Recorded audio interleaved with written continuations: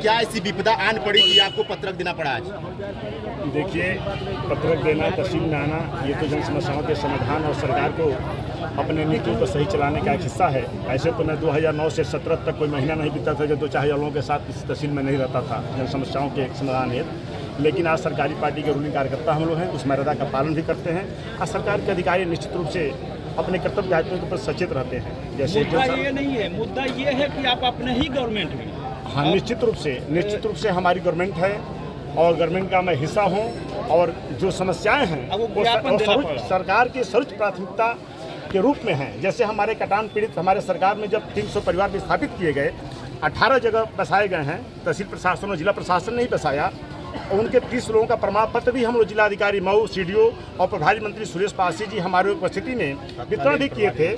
तत्कालीन प्रभारी मंत्री थे सुरेश पासी जी। और जब 30 लोगों का प्रमाण पत्र बट गया तो एसडीएम साहब ने ये कहा था कि हम शेष लोगों का प्रमाण पत्र वितरण करा देंगे अपने माध्यम से घर भेज करके। आज 5 साल में उनका प्रमाण पत्र वितरण नहीं हुआ।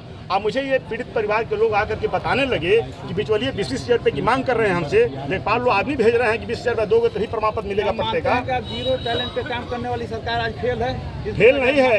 फेल नहीं है। ऐसे कृत्यों में जो पहले से लोग लिप्त हैं, अपने आदत से बाज नहीं आ रहे हैं, वो कार्रवाई की जद में हो तो जेल जाना चाहते हैं तो बर्खास्त होना चाहते हैं। यहाँ जो कर्मचारी बार बार पैसा मांग रहे हैं उन पे क्या कार्रवाई होगी? निश्चित कार्रवाई होगी। एसडीएम साहब को मैं पत्र दे दिया हूँ। मुझे लगता है कि जितना मैं कह रहा हूँ उससे ज्यादा आगे बढ़ करके कार्रवाई करेंगे। कितने बिंदुओं पर आज पत्रक दिया गया? 6 बिंदुओं पर है। पहला बिंदु ये है कि हमारे 300 परिवार जो कटान पीड़ित 2021-22 में विस्थापित किए गए तहसील क्षेत्र के दर्जनों गाँव में, उनका आवंटन प्रमाण पत्र देना है, उनको मुख्यमंत्री आवास से संतृप्त करना है और उनके यहाँ जो धर्मपुर बिंडोलिया के जो बसे थे 21-22 से पहले, वहाँ के नाम पर बिजली का कनेक्शन था। जब उनका घर ही नदी में विलीन हो गया, जब उस गांव से हटा दिए गए तो 5 साल से उनके घर 2-2 लाख की बिल आ गई है। उस बिल को माफ़ कराना और उनका कनेक्शन विच्छेदन कराना। आपके पत्र के माध्यम से मैं बिजली विभाग को आप पत्र लिखेंगे और निश्चित रूप से उप जिलाधिकारी के नाते तहसील के डीएम के रूप में आप हैं, उसका पालन कराएंगे। नहीं तो फिर हम लोग आगे इसका संज्ञान माननीय मुख्यमंत्री जी के पास दे करके फिर ऐसे भ्रष्ट अधिकारियों से निपटेंगे भी। एसडीएम साहब से क्या आपको आश्वासन मिला है? एसडीएम साहब 100% सारे कार्यों के प्रति आश्वस्त हैं। कोई ऐसा उसमें काम नहीं है जो सरकार के सर्वोच्च प्राथमिकता में न हो। मुझे लगता है कि अगर आपकी मांग पूरी नहीं होती है, समस्या का समाधान नहीं होता है। तीसरा सुन लीजिए, 2 मांग हुई। तीसरा मांग ये है कि घोसी और मधुबन की जो लाइफ लाइन सड़क है, दोहरी घाट मधुबन की जो लाइफ लाइन सड़क है, हमारी अभिषेक हाईवे भी घोषित हो गई है। उसके चौड़ीकरण के लिए और नए निर्माण के लिए माननीय मुख्यमंत्री जी ने करोड़ों में बजट पास किया है, धन आ भी गया है, लेकिन भ्रष्ट हमारे पीडब्ल्यूडी के कुछ अधिकारी टेंडर में अनियमितता कर दिए, जिससे को कार्य बाधित हो गया। हाईकोर्ट में चला गया है काम। तो मेरा ये कहना है कि दर्जनों लोग 1 साल के अंदर एक्सीडेंट में या तो जान गंवा चुके हैं या तो ट्रामा सेंटर गए हैं। मैं एसडीएम साहब के माध्यम से एक्शन रिफॉर्म पर मैं बात किया हूँ। उन्होंने आश्वासन दिया, लेकिन आश्वासन पर अभी काम नहीं कर पाए हैं। गड्ढा मुक्त करके उसको पैचिंग कर दिया जाए। नया निर्माण बाद में शुरू होता रहेगा, जैसा हाईकोर्ट से आदेश आएगा या जैसा निर्णय शासन देगा। सरकार तो जब ईमानदारी की बात करती है। चौथा जो मांग है, सुन लीजिए बात पहले। चौथा जो मांग है वह मांग ये है कि बिजली विभाग के अधिकारी कर्मचारी हम सबको दोषी नहीं दे रहे हैं, लेकिन उसमें बहुसंख्य ऐसे लोग हैं जो है कि टोल फ्री नंबर पर या जेई को खबर कर दिया तो मीटर बदलने का जिम्मेदारी उनकी है, न कि जनता की है। अब अगर मीटर हमारा 6 महीना से बंद है, जल हो गया है, हम कहीं से अपना कनेक्शन तार जोड़ करके बत्ती जला रहे हैं तो उसमें एफआईआर कहाँ से बनता है? एसडीएम साहब हम जानना चाहते हैं। अगर मीटर हमारा सही हो, जला न हो, तब तो आप क्रॉस कनेक्शन दिखा के एफआईआर करोगे।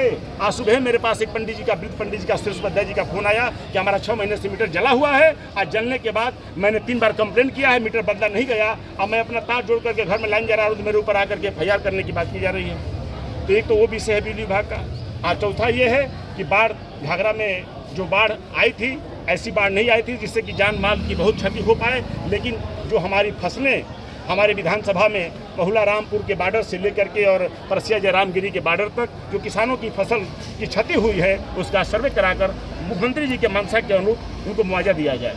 इन 6 मांगों को लेकर के हम लोग आज तहसील में अपने उप जिलाधिकारी को पत्र दिए हैं। टेलीफोन पर भी मैं 2-3 बार वार्ता किया हूँ। बहुत ही आशा विश्वास के साथ उसकी कापी मुख्यमंत्री जी को भेज रहा हूँ, उसकी कापी डीएम को भेज रहा हूँ। बहुत आशा विश्वास के साथ कि इस सारे 6 मांग का समाधान आप निश्चित रूप से अपने कुर्सी पर बैठ कर ही कर सकते हैं। ऐसा कोई बड़ा मांग मैंने नहीं किया है जिसका समाधान नहीं हो पाएगा और दोबारा हम सबको इस तहसील प्रांगण में इस अपने जन सम्मान की भावनाओं के अनुरूप आना न पड़े। मैं आऊँ तो शिष्टाचार के नाते मिलने जुलने आऊँ या किसी काम को आऊँ। आज सारे लोग पीड़ित हैं, ये लोग माताएं सुबह से आकर बैठी हुई हैं। एसडीएम मांग साहब, पूरी न होने की दशा में आपका क्या निर्णय होगा? हमें विश्वास है कि जितना मैं मांग किया हूँ ये उप जिलाधिकारी मधुबन के माध्यम से ही समाधान हो जाएगा। अगर नहीं समाधान हुआ, जिलाधिकारी से नहीं समाधान हुआ, तो पूज्य मुख्यमंत्री जी के साथ बहुत जल्द बैठूंगा और इस पर कार्रवाई सुनिश्चित कराऊंगा जो इसमें। आपको लग रहा है दीवारी से लेकर हर जगह देवदूत बनकर काम कर रहे हैं जनता के लिए, उसके बाद भी इतनी समस्याएं आ रही हैं, तो क्या कमी है? कहीं कुछ नहीं है।